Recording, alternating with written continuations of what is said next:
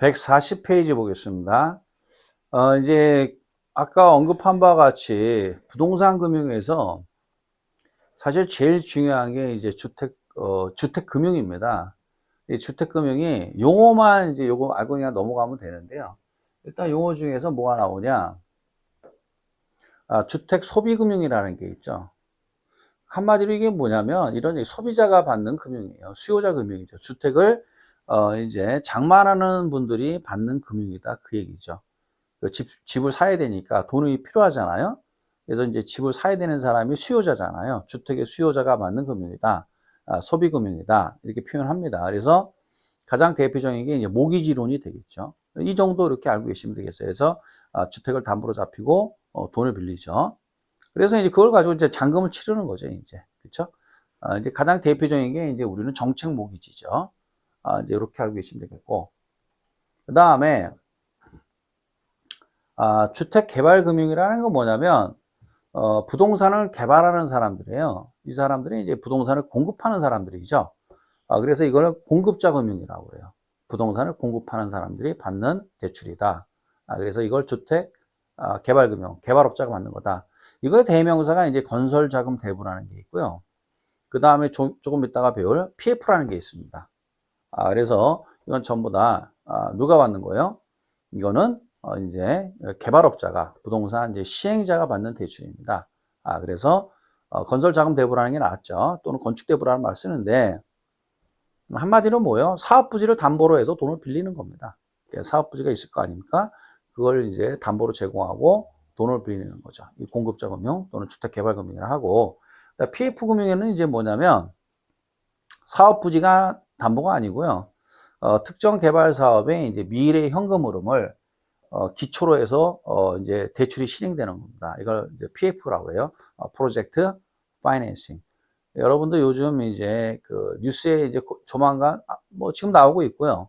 이제 PF 부실 문제 이제 이 부분에 대해서 뉴스에서 많이 언급을 할 내용들입니다. 이게 PF 금융이라는 거. 그래서 이제 이 부분은 이제 어떻게 해야 돼요? PF 강의할 때 이제 설명하도록 하겠습니다. 그래서 주택 소비 금융과 주택 개발 금융이 있다. 정도만 알고 계시면 되겠고요. 자, 그 다음에 또 이제 뭐가 있냐면 용어 정도만 이렇게 알고 계시면 돼요. 그 다음에 지금부터 할 거는 이제 뭐냐면 주택 저당 채권의 유동화예요. 자, 그럼 이게 주택 저당 채권 말이 좀 이상하죠. 유동화라는 말도 그렇고 말이 어렵죠. 이제 말이 어렵지 내용은 뭐 별거 아닙니다. 그러니까 무슨 말이냐? 이제 주택 저당 채권이라는 게 뭐냐면 이 얘기입니다, 여러분. 이제 그 뭐냐면은 여기 민법 시간에 좀 배운 내용인데 잠깐만 좀 하면 이 저당권이라는 게 있잖아요. 저당권 또는 근저당권 있잖아요. 그럼 이거의 대상이 되는 채권이 있습니다. 그게 이제 소비대차 계약이죠. 그러면 이제 이걸 소비대차 계약이라 하죠. 소비대차 계약을 맺습니다. 이제 은행하고 이제 뭘 맺어요? 대출 계약서를 쓰잖아요. 대출 계약서를 소비대차 계약이라 금전 소비대차 계약. 여기에서 이 계약에 의해서 채권과 이제 채무가 확정이 되는 겁니다. 채권의 내용, 채무자의 어떤 내용 이게 확정이 돼요. 그러면 이게 채권이란 말이에요. 채권자 입장에서는. 근데 물권에 깨지잖아요. 그래서 이제 물권화하죠. 이 채권을 가지고. 그래서 이것을 물권화한 게 바로 뭐야? 저당권이죠. 그 저당권이나 근저당권이 존재하기 위해선 반드시 소비대차 계약이 있어야 됩니다. 그럼 이 계약에 보면은 이제 뭐가 있어요? 이 채권자가 이제 그 채권에 대한 내용들이 쭉 나오죠. 이게. 그래서 이제 얼마를 빌려줬고, 이제, 금리가 몇 프로고, 중도상환 수수료가 몇 프로고, 그 다음에 언제 갚아 나가고, 이런 어떤 어떤 내용들이 쭉 기재되어 있는 게, 요 계약서란 말이죠. 요 계약서에 의해서 채권이라는 게 딱 형성이 되는 겁니다. 권리죠, 이게. 이걸 가지고 이제, 요걸 가지고 저당권이 이제 이 계약서를 토대로 해서 저당권이 형성이 되는 겁니다. 그러면 요 저당권이 물권이잖아요. 이거 물권. 요건 이제 채권이죠. 그래서 이 물권이 존재하기 위해서는 반드시 요 채권이 있어야 돼요. 이 채권은 뭐라 하느냐? 피담보채권이라고 그래요. 이제 저당권이 담보물권이잖아요. 담보물권의 대상이 되는 채권이다. P라는 게 뭐냐면 대상. 이게 일본식 표현이에요. 사실 이거 법률 용어인데 다 바꿔야 되는데 아직도 이거 뭐 안 바꾸고 있죠. 일제 잔재입니다. 이게 일제 잔재. 네, 그래서 이제 일제 잔재 그 모든 법률 용어들이 대부분 일본식 표현입니다. 그게. 그래서 이제 피담보 채권이라는 게 뭐냐면 담보물권의 대상이 되는 채권이다. 이게 피담보 채권이죠. 그러니까 모든 근저당이나 저당은 근저당권이나 저당권은 피담보 채권이 있어야만이 이게 형성될 수가 있어요.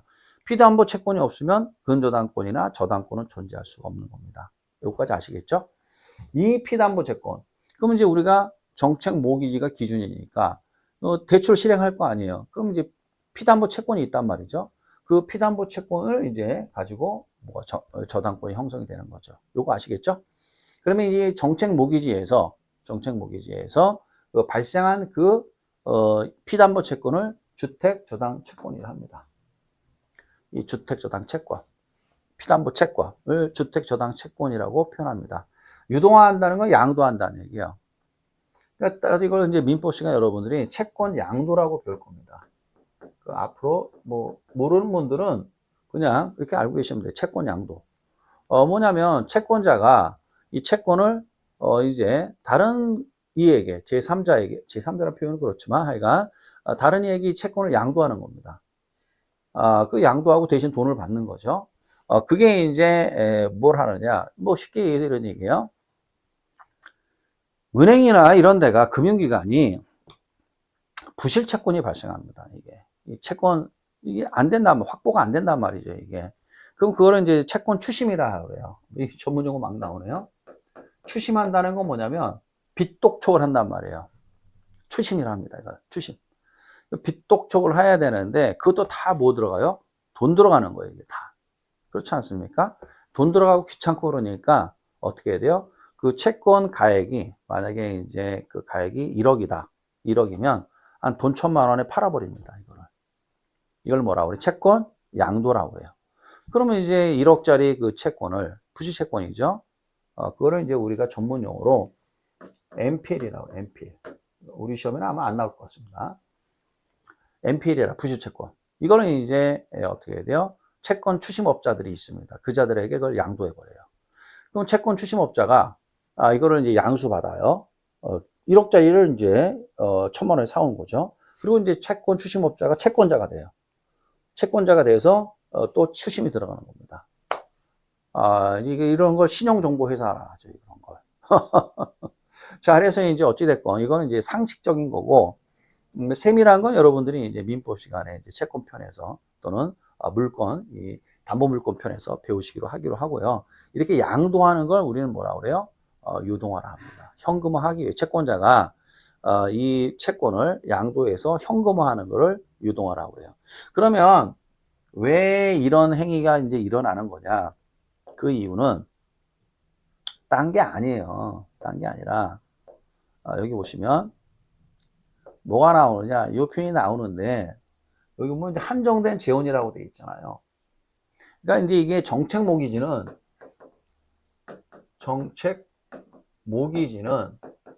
누구나 받고 싶어 합니다, 여러분. 왜? 저리거든요. 좋은 조건이거든요.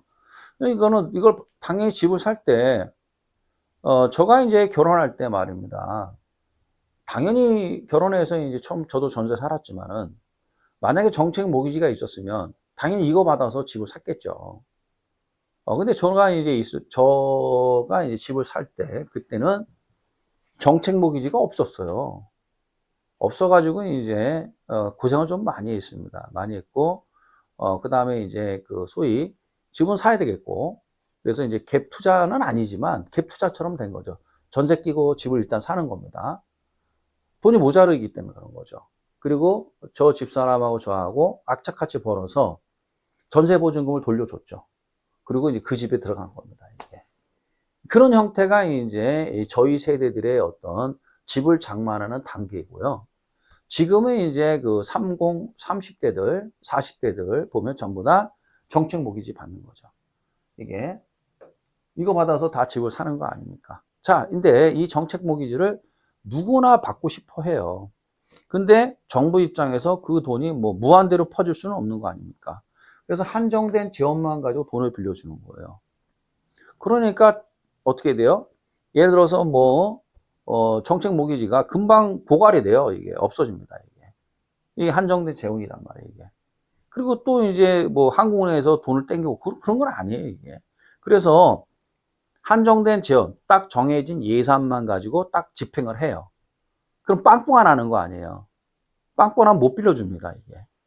그렇게 되면 어떻게 돼요? 이 문제가 있으나 마나한 거 아닙니까? 그래서 이 한정된 예산만 가지고 계속해서 이 좋은 조건으로 서민들에게 돈을 빌려줄 수 있는 어떤 시스템을 만들자라고 만든 게 바로 주택저당 채권에 유동합니다. 이제 뭐 어떤 식으로 해서 이제 계속 이거를 만들어내는지 이걸 이제 보도록 하겠습니다. 그래서 이제 주택저당 채권 유동화가 이 정책 모기지가 존재하는 데 있어서 가장 근간이 되는 겁니다.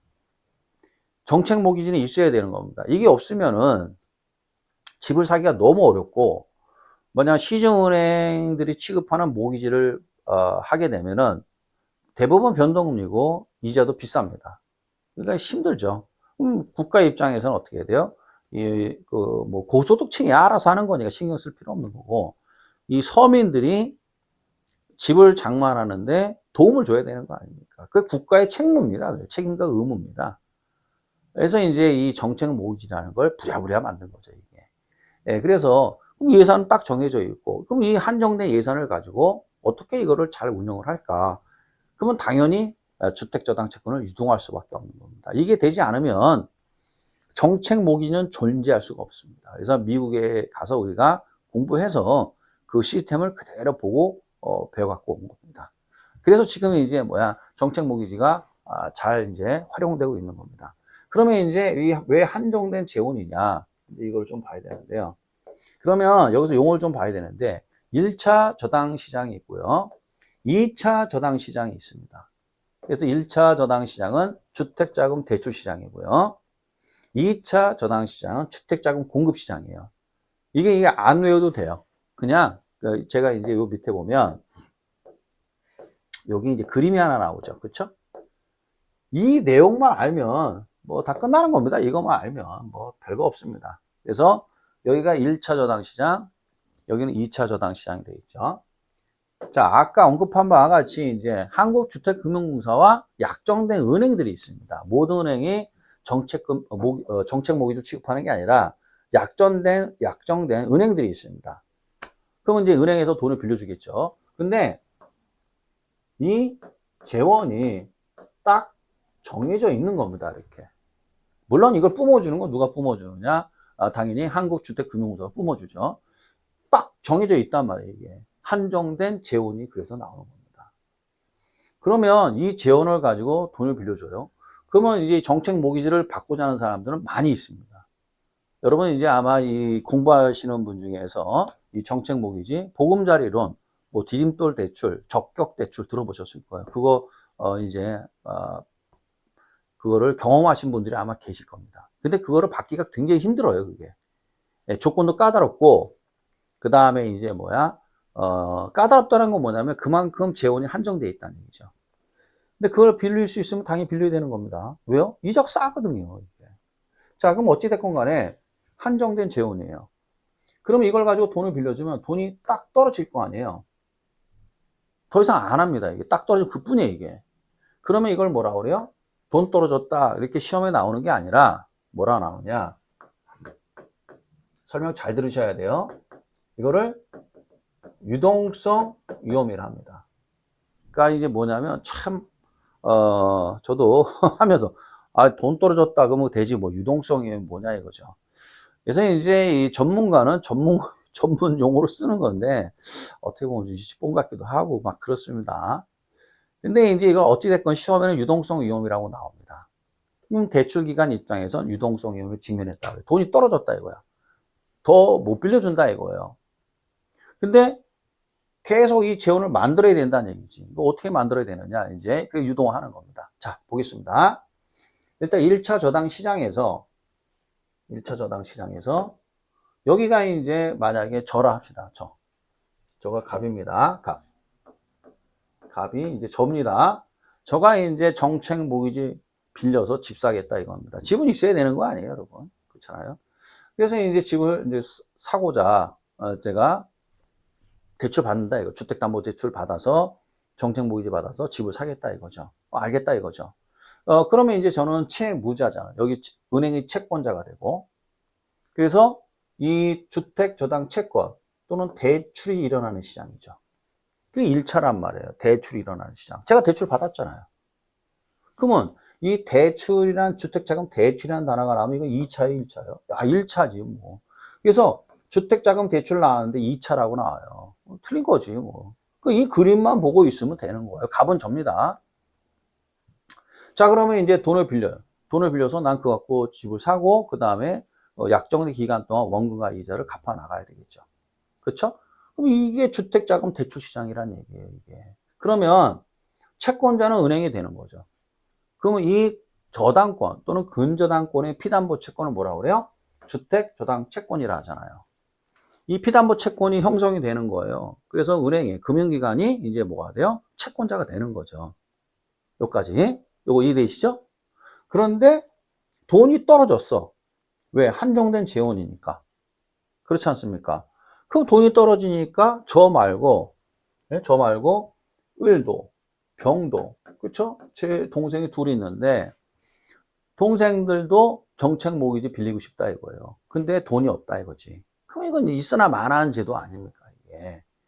그래서 어떻게 하느냐? 이 재원을 확보해야 되니까 재원이 없으니까 이거 어떻게 하느냐?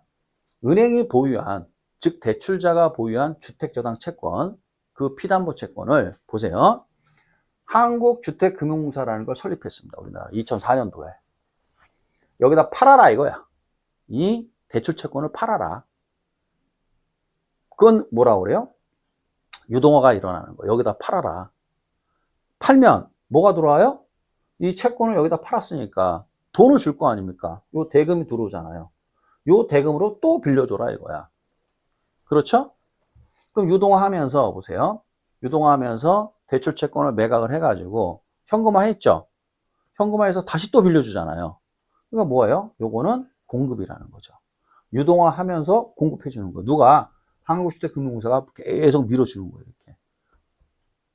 이해되십니까? 따라서 자금을 여기다 계속 뿜어주는 거예요. 이렇게. 뿜어주니까 공급하는 거잖아요. 공급은 몇 차예요? 2차입니다. 그래서 계속 뿜어주는 거예요. 이렇게.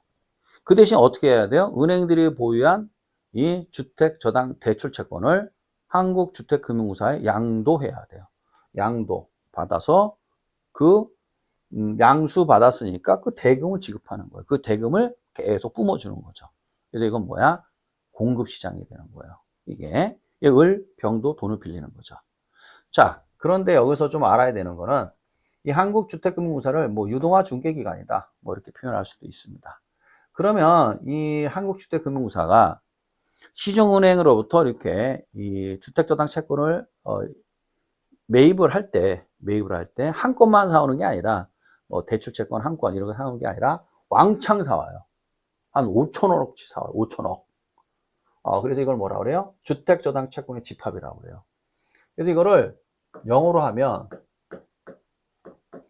미국에서 다 도입한 거니까요. 모게이지 풀이라고 해요, 이거를. 모기지 풀을 주택저당 채권의 집합이라고 번역을 했는데 최근에는 뭐라고 나오냐 이거를 시험 문제를 보면 그냥 한글로 모기지 풀 또는 저당 풀 이렇게 표현합니다. 시험지는. 그래서 모기지 풀 또는 저당 풀 말 그대로 모기지 풀 저당 풀 이럽니다. 그러니까 이 한국주택금융공사가 대출채권 하나 사오는 게 아니라 왕창 사온다 이거죠. 이게 이 얘기입니다. 그래서 모기지 풀 또는 저당 풀 용어 아셔야 됩니다. 이 용어 하나만 있는 게 아니에요. 우리는. 그러면 이제 수강생분들께서 가끔 질문을 하세요.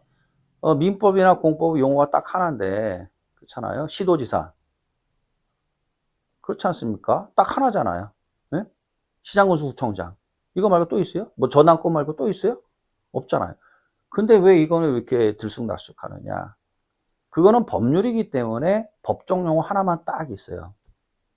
근데 뭡니까? 경영학, 경제학, 회계학, 무역, 이런 쪽, 부동산학, 이런 쪽은 전부 다 그 영국과 미국 학문이기 때문에 영어로 돼 있습니다. 그걸 우리가 한글로 번역한 거예요. 그러다 보니까 번역하기 나름이에요, 이게. 이거 뭐 다양한 용어를 쓰는 거예요. 그러면 용어를 통일시켜달라. 그러면 방법은 딱 하나예요. 이게 교수님마다 틀려요, 전문 용어가. 이건 뭐 뭐 안 돼요, 이게. 그럼 어떻게 하면 돼요? 영어로 시험 보면 됩니다. 부동산 학개론만. 그럼 영어로 시험 보면 용어는 딱 통일돼요. 모기지 풀, 끝이에요. 그래서 이제 유동화학은 뭐예요? liquidation of 모기지. 끝이에요, 이게. 근데 그럴 수 없는 거 아니에요.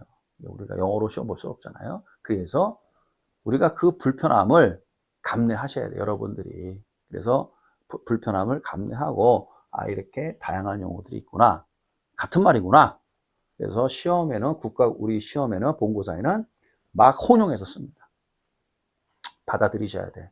그렇지 않으면 스트레스 받아요. 자, 그래서 이제 배경 설명까지 다 해줬습니다, 여러분들에게. 그런데 또 알아야 되는 건 뭘 알아야 되느냐. 이 공사라고 땅 파서 장사하냐, 이거야, 이게. 공사가. 그러지 않는단 말이에요. 공사가 무슨 돈이 있어요. 그럼 이 공사가 한국은행에서 막 돈 빼와요? 그건 아니거든요. 택도 얘기거든요. 그래서 어떻게 하느냐. 이 공사가 이 대출 채권을 가지고 MBS라는 공채를 발행하는 거. 공사가 발행한 공채를 발행합니다. 공채는 어떻게 해요? 안전하죠? 이거 사람들이 투자를 한단 말이에요. 이걸 공사 발행 MBS라고 해요. 그러면 이 공채에 담보가 있어요. 담보. 공채를 발행할 때 담보. 담보는 공사의 신용이 아니라 이 저당 채권이 담보로 제공되는 거예요. 이 저당 채권의 담보로 해서 공사가 공채를 발행하는 거예요. 그러니까 요거를 MBS라고 해요. 그러니까 MBS라는 단어가 나오면 이제 Mortgage Backed Securities라는 건데 MBS를 발행하기 위해서는 반드시 주택저당 채권이 담보가 제공돼야 돼요. 이 담보가 없으면 이 MBS를 발행할 수 없어요. 그럼 공사가 MBS 발행하기 위해서는 반드시 뭐가 있어야 돼요? 주택저당 채권이 담보가 돼야 돼요. 이게 담보로 제공이 돼야 돼요. 그럼 이 담보가 제공된 담보를 가지고 요 MBS라는 공채를 발행하는 겁니다. 그러니까 이제 이거를 이제 시장에다 뿌리는 거예요. 뿌리면 시장에는 뭐가 있어요? 많은 이제 이 기관 투자자들이 있단 말이에요. 기관. 일반인은 못하고 할 수 있긴 있는데 그 증권 하나가 100억, 200억 하는데 일반인이 어떻게 하겠습니까? 주로 기관 투자자들이에요. 그래서 국민연금관리공단, 공무원연금관리공단, 군인공제조합, 그 다음에 삼성생명, 보험회사들 이런 데가 기관 투자자란 말이에요. 이런 데 이거 투자한단 말이에요. 왜 투자하느냐? 안전하니까. 공채잖아요. 정부가 지급보증하잖아요. 그러니까 안전하기 때문에 여기 투자하는 거예요, 이게. 자, 그래서 이제 여기서 팔아서 현금화 하는 거예요, 현금화. 현금화 해서 계속 뿜어주는 거죠, 이게. 이게 이제 이런 구조로 가는 건데, 그러면 이 증권 투자자 입장에서 여기서 이제 의구심 하나 생긴단 말이에요. 왜 직접 주택저당 채권에 투자하지 않고 왜 중간에 공사를 끼고 하느냐 이거예요. 그 이유는 뭐냐면 생각 한번 해보세요. 100억, 200억, 아니 뭐 1억, 2억도 아니고 100억, 200억, 1000억 이걸 막 투자하는 사람들이 그런 그 기관 투자자들이 일일이 그거를 다 뭡니까? 신용평가해야 되고 관리해야 되고 그 다음에 돈 안 갚으면 채권 추심해야 되고 이게 보통 일이 아니란 말이에요. 귀찮거든 그게 신경 쓰기가. 그렇잖아요. 그리고 난 다음에 또 안 갚으면 또 이거 뭐 받아내야 되잖아. 귀찮거든. 근데 공사가 대신 다 해준다 이거야. 여기가 책임을 지겠다 이거야. 모든 책임은 누가 지겠다? 공사가 책임을 지겠다 이거야. 그래서 약정된 그 원금과 이자를 틀림없이 주겠다 이거야. 그러니까 증권 투자자 입장에서는 미주알 고주알 따질 필요도 없고 발행자라고 해요. 이걸 발행자라고 해요. 앞으로 발행자, 여기는 증권 투자자. 발행자가 공사니까 지가 책임지고 어떻게 해야 돼요? 해주겠다는 얘기 아니에요. 이거 책임 못 진다는 건 뭐야? 우리나라 부도 났다는 얘기지, 이제. 그 얘기가. 그러니까 편안하게 투자를 하는 겁니다, 이렇게. 그래서 넘겨서 계속 뿜어주는 거예요. 그래서 이거는 누가 이제 해준 거냐? 정부가 낄 수밖에 없는 거예요. 정부가 끼어야만이 이 증권 투자자들이 마음 놓고 투자하기 때문에 그렇습니다. 알았죠? 그래서 자, 여기까지. 만약에 이런 구조가 만약에 돌아가지 않으면은 이 정책 모기지는 존재할 수가 뭐야? 없는 겁니다, 여러분. 자, 이제 여기. 그래서 다시 이제 그 말 문제 풀어야 되니까요. 1차 저당 시장은 뭐야? 대출이 일어나는 시장이고, 2차 저당 시장에서는 뭐야? 한국주택금융공사가 모기지 풀을 매입을 해서 이걸 기초자산으로 해서 담보로 해서 MBS 공채 발행해서 시장에 뿌리는 거죠. 뿌리면 기관 투자자들이 막 물어요. 그러면 돈 받아서 그 돈 다시 은행에다 뿜어주는 거예요. 그래서 이 한정된 재원으로 많은 사람들에게 이런 혜택을 제공하기 위해서 이런 복잡한 일들을 하는 겁니다. 알겠죠? 예, 그래서 이제 나오는 게 이제 뭡니까? 이제 MBS. 이게 이제 나와요. 근데 MBS는 여기까지 이제 말 문제고요. 이 MBS가 이게 이제 아이고 힘들다 이거지. 그렇잖아요. 근데 다행스럽게도 이 MBS에 대해서는 매년 나오진 않아요. 2, 3년에 한 번씩 나옵니다. 그래서 제가 다음 시간에 이제 MBS에 대해서 소개할 건데 제가 외우라는 것만 딱 암기하고 계시면 돼요. 그것만 암기하세요. 그리고 그 이상의 내용은 이제 포기입니다. 왜냐 할 수 있는데 너무 시간도 많이 걸리고 나올지 안 나올지도 모르는 그 부분에 대해서 우리가 그렇게 많이 공부할 필요는 없다. 그런 내용이 되겠죠. 그래서 지금까지 강의한 내용은 이제 말 문제로 나오니까 여러분들이 충분히 소화할 수 있는 내용이고, 그 다음에 이제 다음 시간에 이제 뭐가 나오느냐. 요거는 좀 봐야 되겠죠. 여기 보면 여기 나오죠. 여기 요건 좀 이따 보고. 여기 있네요. 여기죠. 이걸 뭐라 그래요? 모기지풀, 저당풀 또는 모기지풀, 주택저당채권의 집합 요거 했고요. 여기 나오죠? 저당풀 또는 모기지풀 나오죠? 예. 그 다음에 이제 3번에 보면 공사가 발행한 MBS가 왜 좋으냐? 공사가 정부잖아요. 국가잖아요. 그래서 이 원리금의 적시 지급을 공사가 보증을 합니다. 그러니까 증권 투자자 입장에서는 굉장히 안전하죠. 그래서 공사 발행 MBS는 아주 잘 팔립니다. 이게. 예, 요까지. 그래서 우리가 아무 말 없이 MBS는 공사 발행 MBS고, 이 공사가 한국주택금융공사가 MBS를 발행하기 위해서 반드시 기초자산 또는 그 담보가 있어야 돼요. 그 담보가 방금 얘기한 주택저당채권의 집합, 저당풀, 모기지풀 같은 말이죠. 이게 있어야만이 MBS를 발행할 수 있다. 이렇게 되는 겁니다. 알았죠? 그리고 난 다음에 다음 시간에 이제 할 게 바로 뭐냐? 막 설명했는데요. 뭐 이것까지 하면 다 좋은데 너무 힘들죠. 여러분 입장에서. 그래서 뭡니까? 요 상자죠. 요 상자가 몇 페이지냐? 한번 봅시다. 이 상자가 이제 146페이지예요. 그래서 요 146페이지인데 146페이지 이 내용을 알아야 됩니다. 이 내용만 딱 외우면 됩니다. 그래서 이 부분에 대해서는 이제 다음 시간에 이어서 설명하도록 하겠습니다.